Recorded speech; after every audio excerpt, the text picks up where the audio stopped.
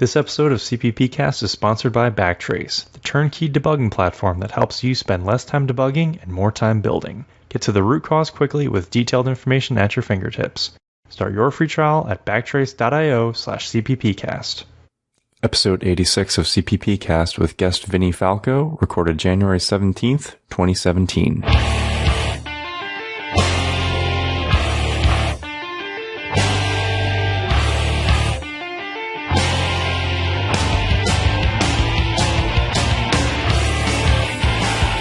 In this episode, we discuss the salami method and ordering your members.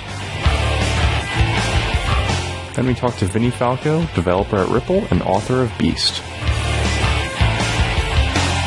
Vinnie talks to us about Beast and his long-term goals for the HTTP and WebSockets library.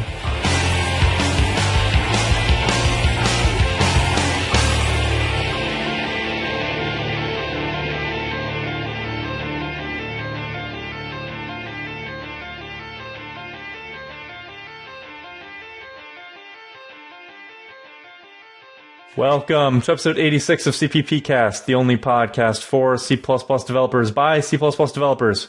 I'm your host, Rob Irving, joined by my co-host, Jason Turner. Jason, how you doing today? I'm okay. I'm getting over a little illness, but I think I'll make it through the podcast. Okay, that's good to hear.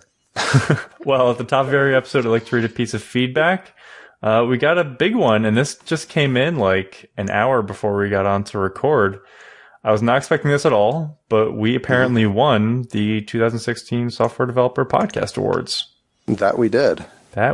So thank you, everyone who voted for us. I just shared the post on Facebook, and we got 2 comments there.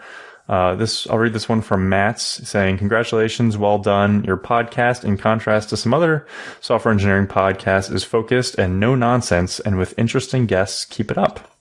Yeah. Great. So we'd love to hear your thoughts about the show as well. You can always reach out to us on Facebook, Twitter, or email us at feedback@cppcast.com. And don't forget to leave us reviews on iTunes. Joining us today is Vinnie Falco. Vinnie started programming on an Apple II in 1982. He did significant work on Canvas, an early 1990s desktop publishing program that started on the Mac. A while later, he wrote BearShare, a Gnutella-compatible file sharing program. After that, Vinnie joined up with Ripple, a company that is developing a global financial settlement network built on top of a decentralized cryptocurrency and its associated ledger. Ripple has graciously given him the opportunity to develop and publish Beast, the HTTP and WebSocket library written in C++ and used within Ripple. Vinnie, welcome to the show. Hey guys, thanks for having me on. Really nice to talk to you today. You know, whenever our guests have something about 80s computers in their bios, I just have to talk about it for a minute. So, Apple II Plus in 1982, were you, using BASIC like I was, or were you doing like the cool kids and already programming in assembly? Well, I didn't know anything about computers, but the Apple II Plus was pretty neat. It came with an instruction manual that tries to teach you BASIC, which, I didn't realize at the time, but that was pretty revolutionary, coming with a tutorial. So I learned some BASIC, and after a couple of days, I wrote my first program, and then I lost it because I forgot to boot DOS. Apparently, you need DOS if you want to save. Okay. I never really used the Apple computers like that, so I don't have a lot of history experience with them. Yeah, you need to. If you don't have DOS and you try to save, then it pauses for 30 seconds and it saves to the cassette. Now, if you don't have a cassette recorder connected, then it actually does nothing. So I spent a few hours calling Apple technical support, and finally they figured it out, and I said, is my program gone? And well, they said yes. So that was my first experience, and really not a lot's changed since then. Yeah. That's awesome, though. And back in a time when you could have called Apple or some other computer company and actually spoken to someone and gotten technical support without paying $150 an hour or something, I'm sure, these days. It's only gone downhill from there. Okay, well, Vinnie, we got a couple news articles to discuss, and then we'll start talking to you about Beast and the work you're doing at Ripple, okay? Hey, that sounds great. Okay. So this first one is an article called the salami method, which is a method for writing cross-platform C++ code, which, Jason, I know is something we always care about, right? Yes. Yeah, so this is targeted basically for application developers who are targeting iOS, Android, and Windows platforms, and it goes over some techniques to, putting some clear definitions and layers between all the code, focusing on a strong core C++ base layer. Building up from there like slices of a salami. Exactly. Yeah, and being Italian, I love salami. I love prosciutto. I love mortadella. So the salami method, this is a great article. It has a lot of things that I like in technical articles. It's expository. It's all written down. It's easy to skim through, and you could copy and paste it. There's like nice examples, and I think this shows what John Lakos, who's the author of the book Large Scale C++ Software Design, he calls it levelization, which is dividing your code into successive levels, where each level only calls into functions in the previous level. And that's a great way of organizing code, because it helps you reason about software, and it helps to isolate things, makes things easier to test. It's a very good technique. Now, that said, I don't really do a lot of development on devices. I've been primarily an application developer for quite a long time. Like, I build desktop applications. Sure. I've dabbled a little bit with the devices. I know that the app store markets are huge, so I'm probably missing out on a lot of profit opportunities. But the desktop is really where I'm comfortable. Well, those app store markets are so huge that it's also easy for your application to get lost. And as from what I understand, not very many actually make a big profit on there anyhow. So it's very true. Who knows? It's kind of like winning the lottery. Yeah. Yeah, well, I do have some experience in the mobile application world, and I will say it's nice to see an article on this, because you don't really see this covered a lot. Writing C++ for multiple application platforms. There's tons of examples online if you want to do something with C# or JavaScript to target multiple platforms. But C++, we know it's done. I used to do it at my previous job, and I know Dropbox and other companies are doing it, but it's just not as well documented. You don't see many examples of good methods to do this. So I appreciate this article. All right. Okay, so this next one is that we already have a C++ 17 compliant compiler, and that's GCC 7.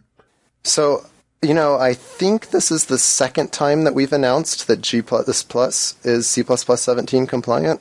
Have we announced I know it's the second time I've seen the announcement, and that's because there was actually a feature added in the last standards body meeting, and then they had to get back up to compliance. They quickly got back up to compliance. Okay. Well, this is a very exciting announcement. I think we're living in an age where things have never been better for C++ developers. We've got 3 really great compilers that have emerged to be the premier tools. We have Clang, G++, and Microsoft Visual C. Now, the last one is debatable, but that's the one I like to use. So I think like this friendly competition between the compiler vendors at really trying to turn around the new features as quickly as possible is great for developers. Now we're able to get our hands on the new stuff a lot sooner. We're able to experiment with it. So, when the actual standard, does drop, then it's already hitting the ground running. So at my company, the software that we develop, which is open source, we build using all 3 compilers, and we try to stay on top of it. It helps our code be more robust, and it gives users who want to run the software more options about, what kind of build system they want to use. And it's helped us. And I would also just like to say, if you do plan to play with these cutting-edge C++ 17 features that you can definitely easily get with GCC and Clang right now, don't be surprised if you get random compiler crashes and features that don't work together like you would expect them to, and that kind of thing. It's definitely stuff that's still being polished. It's bleeding edge. Well, even with the production official versions of these compilers, they have these little bugs, which interestingly I didn't know about until I started working at Ripple 4 years ago, and I really started stressing the language and writing cutting edge code. So my position now is if you're developing code on a production compiler and you get an internal compiler error, that's how you know you're doing it right. Now you've arrived. Yeah, it's an interesting experience the first time that you're like, I know I just actually hit a compiler bug. That's weird. But yeah. Okay, the next one is actually a episode of another podcast, the show called .NET Rocks, and they just did an episode with Kate Gregory titled C++ for a New Generation. I used to listen to .NET Rocks pretty regularly. They, as the name implies, maybe focus on .NET and Microsoft stuff, although they cover lots of different programming languages, including episodes on C++.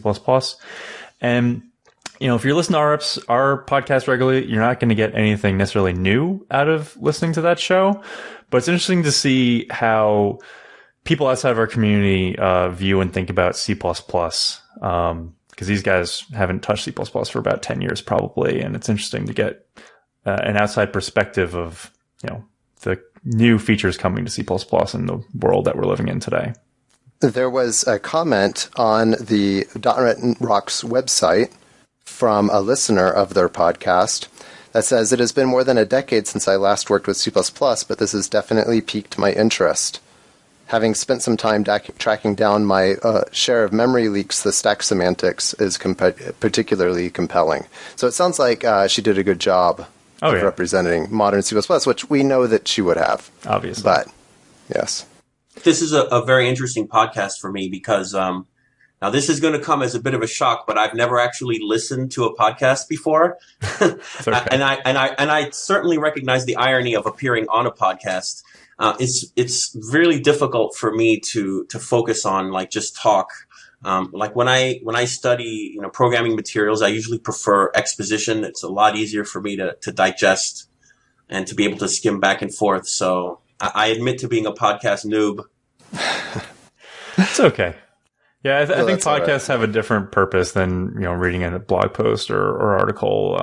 Kind of gets your interest piqued in a new topic, and then maybe you go and find and hunt for more information later. Now, from what I understand, most of our listeners listen to us while commuting or jogging or something else like that, where they want to absorb more material but don't really have the ability to have visually stuff in front of them necessarily. I wouldn't recommend an audiobook. Yeah, I wouldn't recommend trying to jog and reading that Salami Method article at the same time. That would not be good. Run into a lamppost like that. Yeah. Okay. Next article we have is Catch 1.6 is out. And I was a little curious about this because I know he's working on Catch 2.0. It says in here that he added some C++ 11 support, though. So I'm not quite sure what's going on there. Jason, you have thoughts on this? Well, he says standardize the C++ 11 feature toggles. Okay. So maybe it was already C++ 11 stuff, and this is more of a bug fix to make it more usable. Just to make it usable for C++ 11? I guess so. Or something. I mean, I don't know. I've used Catch for a long time, pretty much blindly. I threw it into my project, and it's worked great. And I've never had to care about any of these details. But it looks like this is largely a bug fix, minor kind of release compared to the 2.0 that he talked to us about, for sure. Right. So this is a nice little library. Just speaking generally about Catch, I think having more options for testing frameworks is always a good thing. Oh, yeah. Different people have different use cases and goals. For me personally, I like to see my code coverage get as close to 100% as possible. So I like to see that badge, all those badges on the GitHub page turn green, get up there. That's when you just adjust down your targets, then they turn green. Oh, I'm going to need to try. I have to try that. So I think, I love header-only libraries. They're a lot easier to add to a project, and they don't require any burden on your build script. Now, there's two types of testing frameworks. You've got what I call macro-heavy and then macro-light. So Catch is in the macro-heavy category. The test fixtures bear, a little less resemblance to standard C++ than regular code that you might find on account of the macros. You have, test case, macro, and require, and section. So So someone who's not really familiar with that library, they might see that and get a little bit confused. It's not a bad thing, but there's a trade-off. You get a lot of features in terms of the reporting and control over, which tests you want to run from the command line.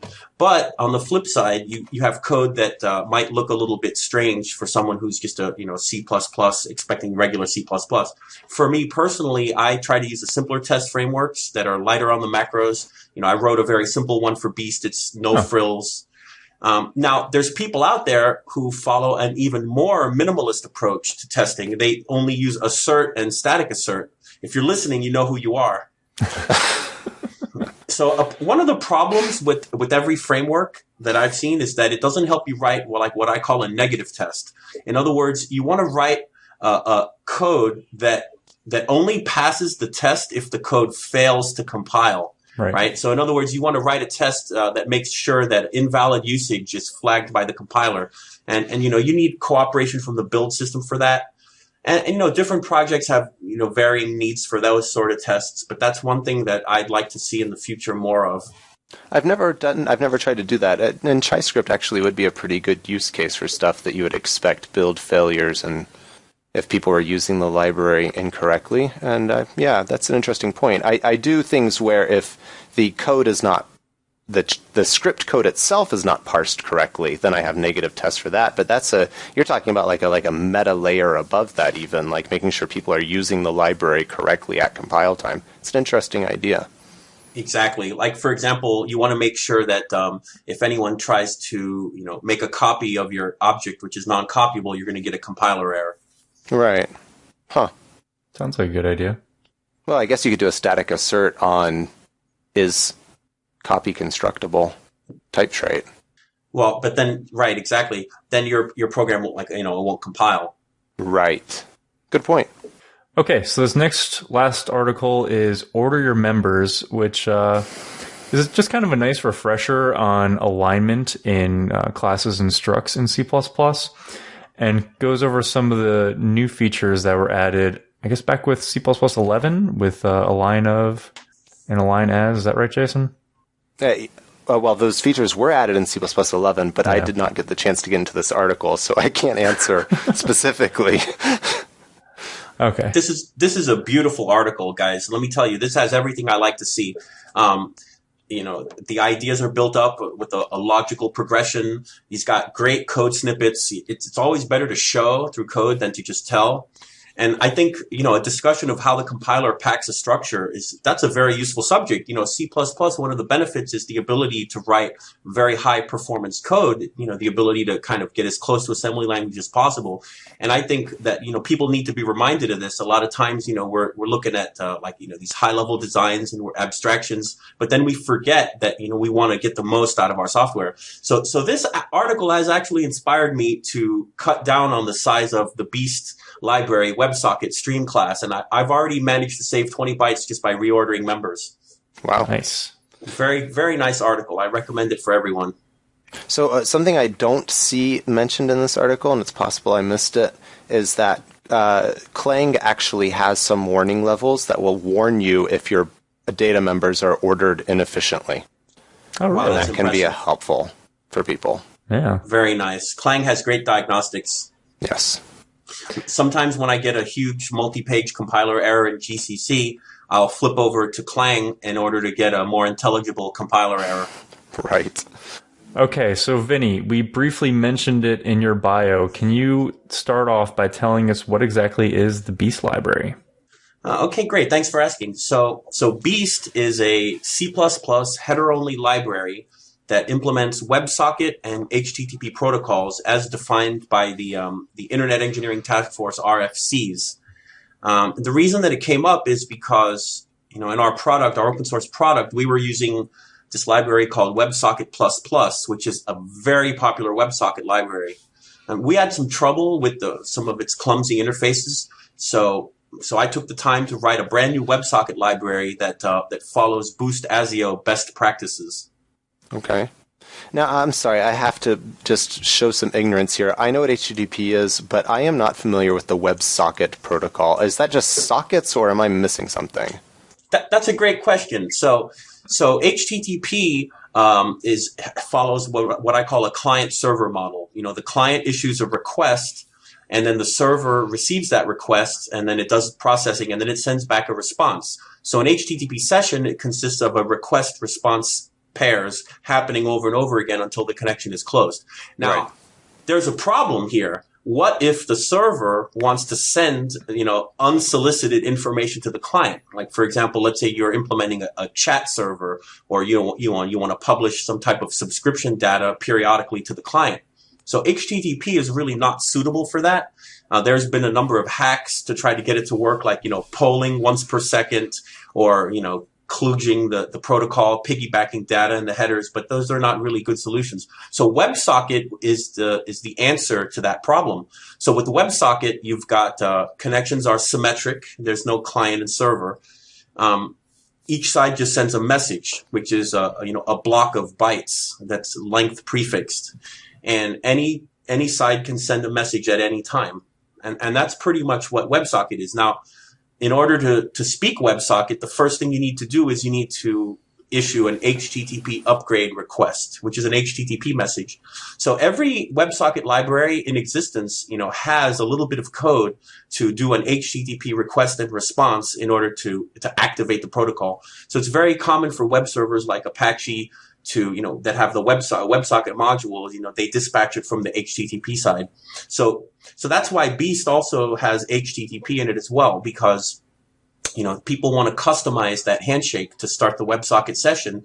And so my library gives them primitives that they can use to get control over that. And then in the process, it was built up so that you can just do HTTP if you want on its own without the WebSocket. Is WebSockets commonly used in, web-based applications right now, or is this a relatively new thing? Oh, WebSocket is extremely popular. Have you ever played like Slither.io or like Agario?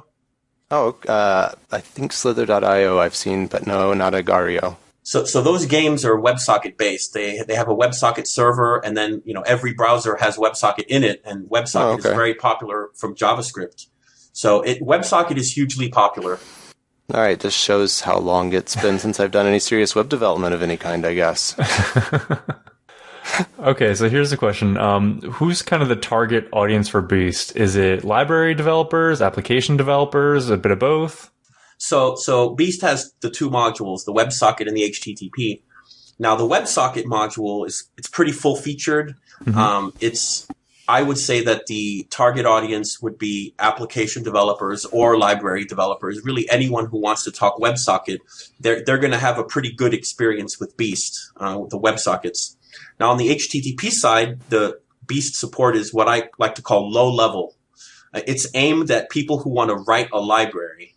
You can use it to do simple things like just grab a plain text file from a server, or post some form data. Like, let's say you have an app and maybe you want to check a website to pull some data. You could use it for that. It's not heavy duty. It doesn't try to be a server or a full featured client, but instead it gives you building blocks that authors can use to create clients and servers that other people might use. So it's my hope that other developers and enterprising folks will build some really great libraries on top of the HTTP module in Beast.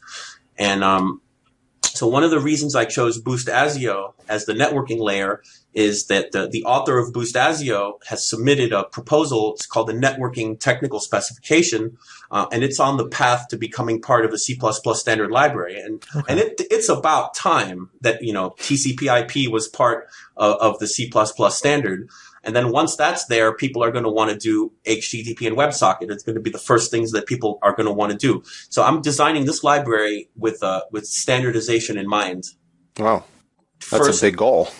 Yeah. So the path is first to get into Boost, and then once it's in Boost, wait for the networking technical specification to become part of the standard, and then do a port, which will be fairly trivial because it's not much different from ASIO. So have you already submitted it to Boost? So that's going to happen in Q1 of 2017. I'm putting some polish on the documentation, and then we already have a review manager set up. So that's going to happen in the beginning of this year. I'm very excited about that, by the way. It's tough to get a library approved. Yes, I understand it's an interesting project and can be a difficult one. Yeah, we've had Robert on from the Boost Incubator before. Are you in talks with him yet to, get this product on Boost at all? So Robert Ramey, he's a great guy. I met him at the CppCon, and I submitted Beast to the incubator where people can go there and they can visit and they can leave behind comments. And there's been a little bit of discussion on the Boost developers mailing list. So it's all very positive, very exciting to be part of this community, which is great. Cool. Okay. Well, and I know you said you're a podcast newbie, but our last 2 episodes were actually about the process of getting stuff accepted to the C++ standard also. So I also met Marshall Clow, who was, I believe he was the last guest on your show. He's another great guy. He's a very prolific author, and he manages the Boost Algorithms library. Wonderful to be working with these folks. Cool. So can you tell us a little bit more about the motivation for Beast? I know you mentioned you're using WebSocket++ and you're having some issues with that library. Right. So the idea behind Beast is to provide a library that can be like a solid building block, something that people can adopt as a standard just because it's based on ASIO. And so my design methodology for building a library was to copy as much of ASIO as possible. So all the interfaces in Beast resemble that of ASIO. You've got the asynchronous operations, you've got completion handlers, and all of the complexities associated with it. The documentation is very similar. It was my intention that anyone who already knows how to use Boost ASIO is going to be able to pick up Beast and instantly have a good result. They're already going to be familiar with the idioms. And that's been very successful. I've gotten a lot of feedback. People think that was the right choice, and they were very comfortable with it, and they were able to hit the ground running. Now, what's interesting is that even though there's a lot of people that are looking at the repository that have cloned the repository, I'm not getting a lot of feedback. So I'm going to be kind to myself and assume it's because they're not having too many problems. When there's problems, people talk, but then when everything is going well, it's crickets. So I noticed looking at the GitHub repository that you have not actually tagged any releases yet, I believe. So do you consider this library to be production ready or not? So that's a good question. So we're using Beast in our production servers, in RippleD, the software, the open source software. I know of a couple of other companies that have adopted Beast WebSocket internally for their own proprietary products, and one of them is already shipped. The other one is still in development. I can't say who they are. So I'm pretty happy with the stability of the software. It's definitely stable. You can build a WebSocket server or a WebSocket client with it, and you're going to have great results. So I think it's production ready. I haven't put any tags on it simply because some of the HTTP interfaces are still a little bit in flux. So I can't promise that they're not going to change. And also, once Beast is accepted into Boost, then the whole version numbering system changes. So I don't want to commit to saying, hey, this is a final version until it gets through that Boost review. But for all intents and purposes, you could use the library now. That makes sense. Thank you. How does Beast compare to other networking libraries? I know I used to use libcurl, which I know is a C-based library, but is there anything else that it can be compared to? So libcurl is interesting because that's a very robust HTTP client library that's written in C, and it's got a huge number of features. I mean, that software is very complete. It handles compression of the message body. It will decode your multi-part MIME. It'll traverse a firewall. It'll handle like a 100 continue. It does a lot. It has basic authentication. It's got a lot of things. Beast does not try to do those things, and it's very unlikely that Beast will ever do those things, just because my intent is to provide like that building block that other people can step in and say, well, they can, provide their own take on how to do those things. Maybe we'll see someone build like a library, a C++ library on top of Beast that handles, message bodies or a form posting library and that sort of thing. So Beast doesn't try to dictate like how those things are going to be. It just gives people the tools to create their own, ideas on how they want to handle those things. So Beast is not a replacement for libcurl. libcurl is a big library. The WebSocket module, there's a lot of C++ libraries that do WebSockets. Some of them are C, but you could use them in C++. There's only one, to my knowledge, that's built on ASIO. So I think if you look at the other libraries that are not built on ASIO, I think they're nice for now. But once the networking technical specification becomes part of the language, I think that those libraries are going to really fall out of favor, because why would you want to have a library that uses another library instead of the standard library? I mean, there's a strong bias to prefer the standard library. So, I think we need to focus on, using the standard library as much as possible. You just get a better result. I've been looking forward also to ASIO becoming standardized, but I had not really thought about the fact that there are significantly large networking libraries, if you will, that already are cross-platform and lots of people use, like the ones built into WX widgets and Qt and whatever else also. I hadn't given any thought to that, so it makes a very great point for why you would want to base your new library on Boost ASIO. Well, and also, since my intention was to become part of Boost, well, it makes sense to use the networking library that's already in Boost rather than requiring another one. Right. I wanted to interrupt this discussion for just a moment to bring you a word from our sponsors. Backtrace is a debugging platform that improves software quality, reliability, and support by bringing deep introspection and automation throughout the software error lifecycle. Spend less time debugging and reduce your mean time to resolution by using the first and only platform to combine symbolic debugging, error aggregation, and state analysis. At the time of error, Backtrace jumps into action, capturing detailed dumps of application and environmental state. Backtrace then performs automated analysis on process memory and executable code to classify errors and highlight important signals such as heap corruption, malware, and much more. This data is aggregated and archived in a centralized object store, providing your team a single system to investigate errors across your environments. Join industry leaders like Fastly, Message Systems, and AppNexus that use Backtrace to modernize their debugging infrastructure. It's free to try, minutes to set up, fully featured with no commitment necessary. Check them out at backtrace.io/CppCast. Okay, do you want to tell us a little bit about Ripple and the C++ team you have there? Oh, sure, I'd love to. So our open source software, which is called RippleD, it's written in C++. When I came on board, there was just one other developer, and I've helped grow the team. And our philosophy is we're very C++ focused. We use the latest official version of the C++ language. We adopted C++ 11 features as soon as they become available on all the compilers. C++ 14 is out now, so we're using that. We've been converting our code, so we're very meticulous about trying to use new language features. Now, why is that? So we're able to refactor code to become smaller. We can make code more expressive and less likely to contain bugs. Using standard library features that they've added. It's all been great. We're in a golden age for C++ now. It's a wonderful time with the way that the language is progressing. So we try to bring engineers on board who love C++ language. That's the number one criteria is that they got to really love C++. They got to stay on top of all the new developments and things like libraries such as Boost. So that's our philosophy about that.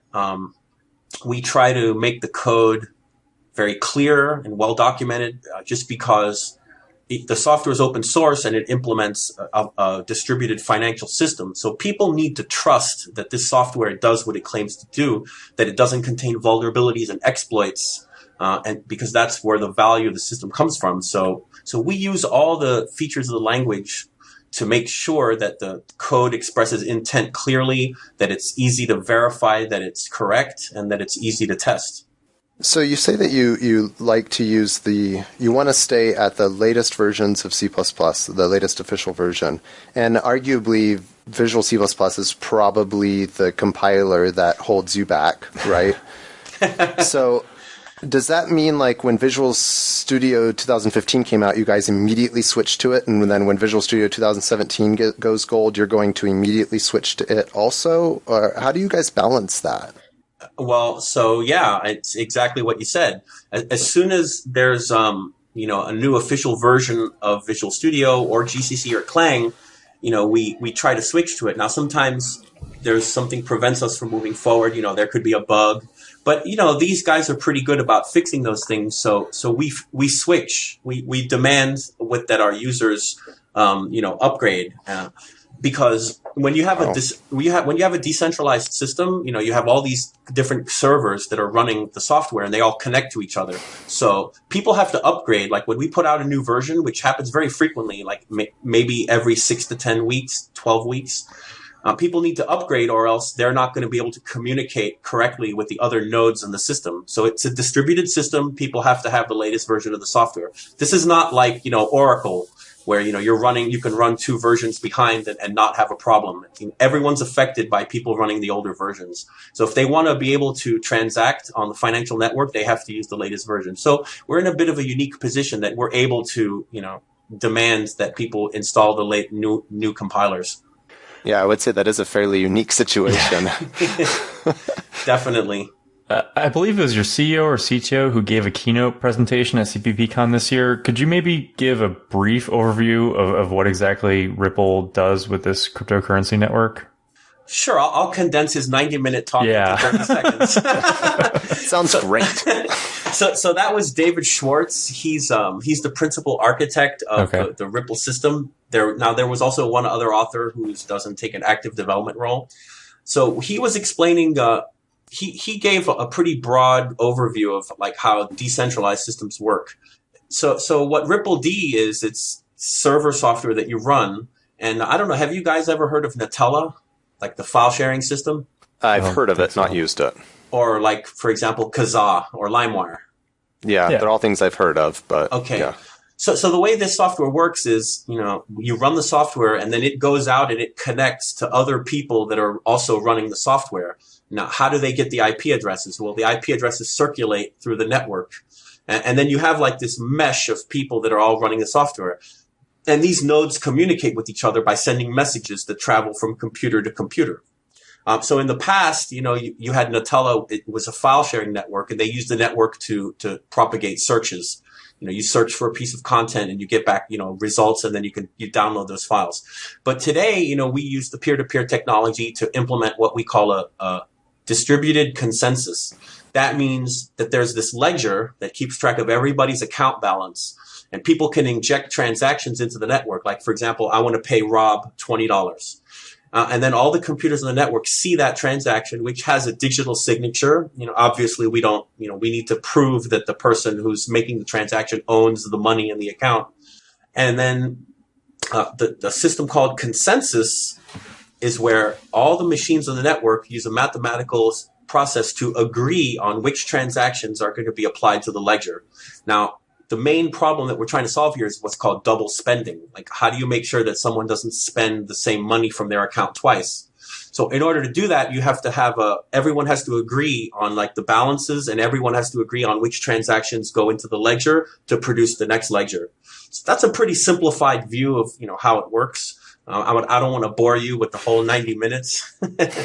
So that's what the software does. And there's a lot of cryptography that goes on in there, which I'm certainly by no means an expert in. And there's some various white papers that are floating around on the internet that explain, in mathematical terms, how that process works. Okay, well, I'll make sure to include the link to his talk in the show notes, but I think that was a pretty good TLDR of it. Thank you. You mentioned before the show that Ripple's also involved in the standards committee. Do you want to tell us a little bit about that? Yeah, so one of the people on the C++ team, his name is Howard Hinnant.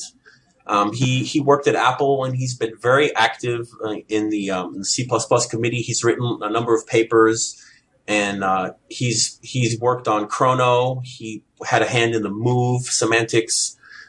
He's working on a new library called Date, which is a pretty nifty library that lets you do calculations with dates. Like figure out like which month has 5 Fridays. Like you can answer questions like that with his library, which is pretty neat. It's very nice. So he was the motivator behind Ripple's involvement in the C++ committee. So the company has joined the U.S. national body. Normally, every country gets one vote in the committee, but lately they've given each company a vote informally. But if there's objections, then they default back to the other scheme. So we participate in the library groups, the LWG and the LEWG, and we have our team members attend the meetings. We had 2 people go to ISAQA. Scott Shore and Howard Hinton went to Washington in last November. This February, there's a meeting in Kona, Hawaii. We're going to send 2 people there. We participate in the LWG telecons to help process LWG issues. We've submitted a few.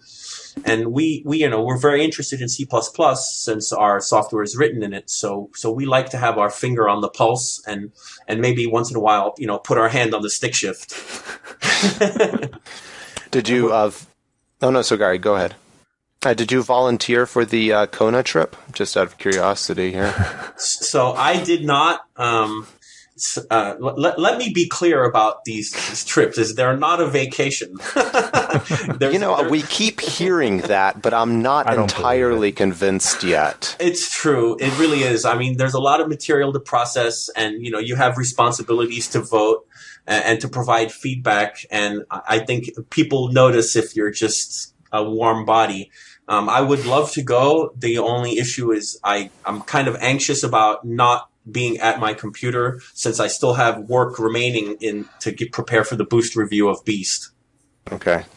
Well, I'm sure that'll help when Beast does eventually make its way towards standardization to have 2 members of Ripple in the LWG committee. Keep in mind that we are talking about, we're talking about years from now. Right. C++ 23 or 26 is realistic. Right. Nice long view. Okay, is there anything else you want to share about Beast or Ripple before we let you go? Well, not about Beast or Ripple, but I really appreciate the opportunity that you guys have given me to come onto your wonderful show and talk about these subjects. I'm a huge C++ enthusiast, and I like talking to other people in the field about it. It's always nice to meet other people that are interested in the language and that are technical, and that's great. And once again, thank you very much for having me on. Well, sure. Thanks for joining us. Yeah, and before we let you go, where can people find you online?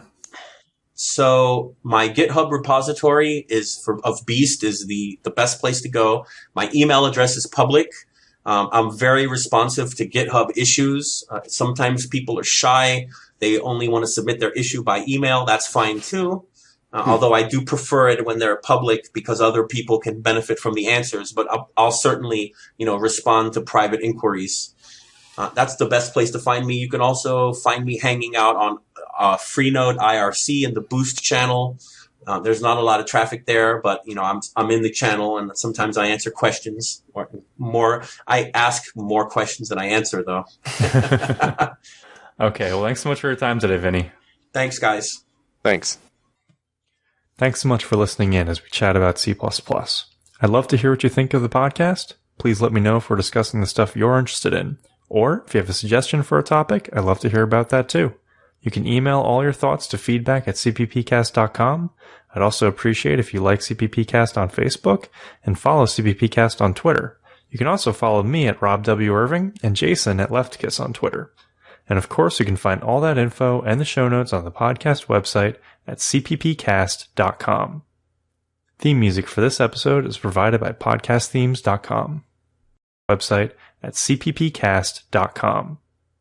Theme music for this episode is provided by podcastthemes.com.